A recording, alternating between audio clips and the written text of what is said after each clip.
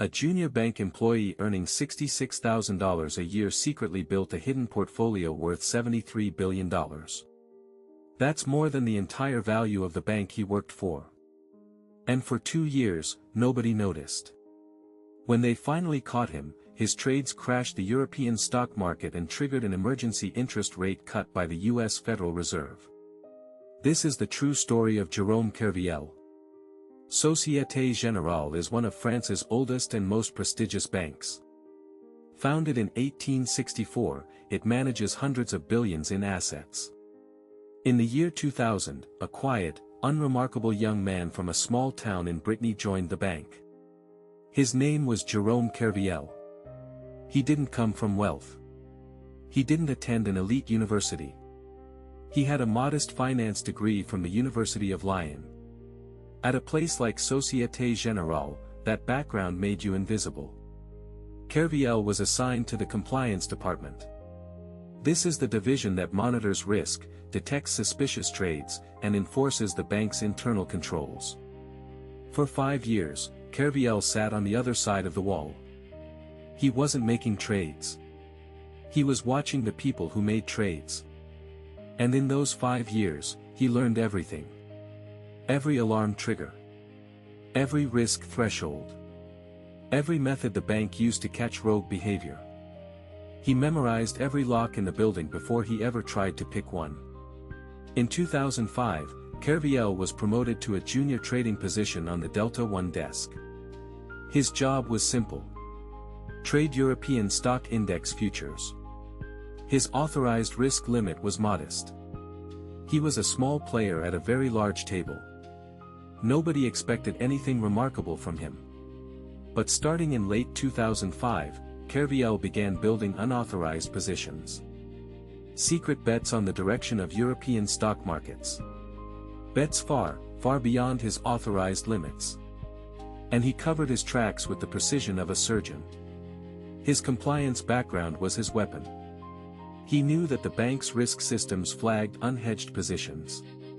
A one-sided bet would trigger an alarm. So for every real trade he placed, he entered a fictitious offsetting trade into the system. The computer saw a perfectly balanced, neutral position. In reality, one side was real and the other was completely fabricated. Fake counterparties. Fake trades. Backdated entries. Forged documents. He knew the exact timing of the bank's overnight risk calculations. He would enter fake trades just before the system ran its checks, then cancel or modify them afterward. Every single day, he was playing a shell game with the bank's own security infrastructure. And here is the detail that makes this story infuriating. When he was making money, nobody asked questions. Through 2007, the stock market was rising, and Kerviel's secret positions were enormously profitable. At one point during that year, his hidden portfolio had generated approximately 1.4 billion euros in unrealized profit. That is roughly 28 times what his entire trading desk was expected to produce in a whole year. From a single junior trader earning a middle-class salary. By the end of 2007, Kerviel's unauthorized positions had reached a staggering value. Approximately 50 billion euros. Some sources put it closer to $73 billion. To understand how insane that number is, the entire market value of Société Générale at the time was around 35 billion euros. A single junior trader had secretly bet more than the total value of one of the largest banks in Europe. It is the largest unauthorized trading position in financial history. Before or since. Now here's the part that should make your blood boil. The bank's internal systems were not completely blind. After the collapse, investigators discovered that between June 2006 and January 2008, the bank's compliance and risk departments had generated 74 separate alerts and warnings related to Kerviel's trading activity. 74 warnings. Some came from the bank's own monitoring systems. Some came from Eurex, the European Derivatives Exchange, which directly contacted Société Générale to ask why a junior trader was moving such enormous volumes. The bank's response to these warnings ranged from dismissive to negligent. Managers either failed to follow up, accepted Kerviel's explanations without checking, or simply ignored the alerts entirely. 74 times they could have stopped this. 74 times they didn't. The question that France could never fully answer is this: did management truly not know? Or did they choose not to know because the profits were too good?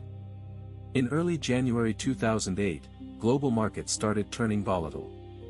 Kerviel's positions, which had been printing money for months, were now losing it fast. On January 18th, a routine compliance check on a specific trade couldn't be reconciled. An officer pulled the thread. This time, the fictional offsetting trades couldn't be explained away. On January 19th, a Saturday, Société Générale's senior leadership was informed. What they found sent them into a state of controlled panic. The bank was sitting on €50 billion in unauthorized, unhedged exposure to falling European stock markets. And every hour the position stayed open, they were hemorrhaging money. The bank made a decision that would shake the global economy. They would liquidate the entire position. Sell everything.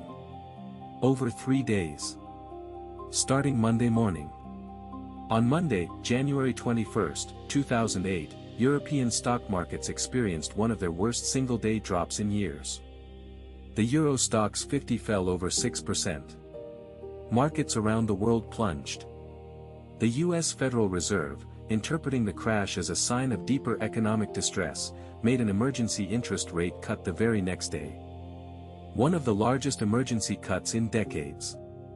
The world did not know it yet, but a massive portion of that global market chaos was caused by a single French bank desperately dumping tens of billions in positions to unwind the trades of one junior employee. By Wednesday, when the liquidation was complete, Société Générale had realized a loss of €4.9 billion. Approximately $7.2 billion. At the time, it was the largest loss from unauthorized trading in the history of banking. On January 24, the bank's CEO Daniel Bouton held a press conference and revealed the loss to the world. He called Kerviel a rogue trader. A lone criminal actor. The bank presented itself as a victim. Kerviel was arrested. He didn't flee. He didn't destroy evidence. He cooperated with investigators immediately. And he said something that would define the next decade of legal battles. He said the bank knew. Kerviel's defense was consistent from day one.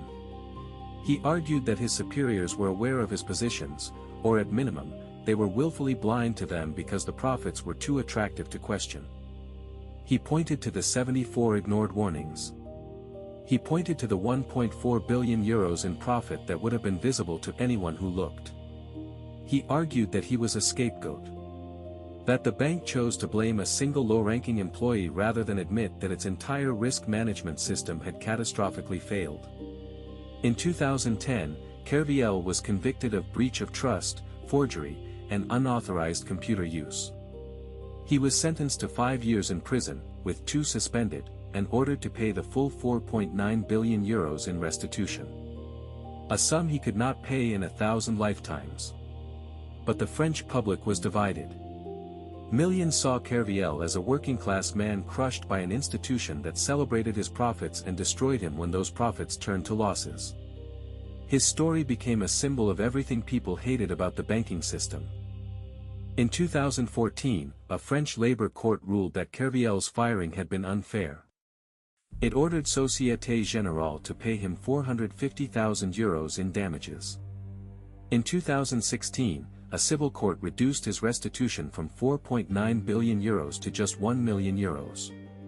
The court effectively acknowledged that the bank bore significant responsibility for its own losses. Kerviel served his time.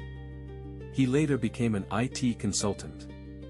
He has spoken publicly about the case many times and has never changed his story. The bank knew. Daniel Bouton, the CEO who stood at that press conference and called Kerviel a rogue trader, was eventually forced to resign.